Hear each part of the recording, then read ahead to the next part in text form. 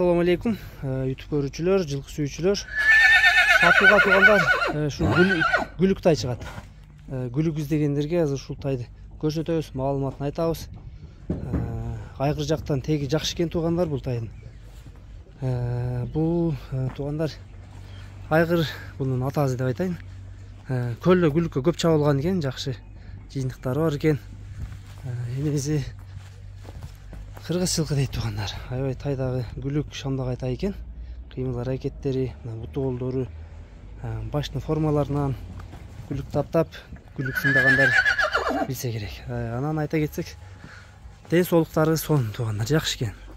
Колу кашказы бар экен.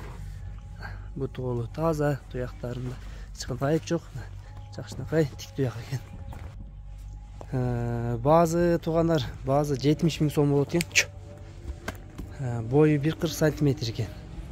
70 000 кемин кылып берем дейт, сурайсың дейт. Дареги аксыда туугандар. 1 жаш боло турган тай экен. Маалымат ушундай туугандар, кыскача айтканда. Баазы 70 000 коюлду, дареги аксыда.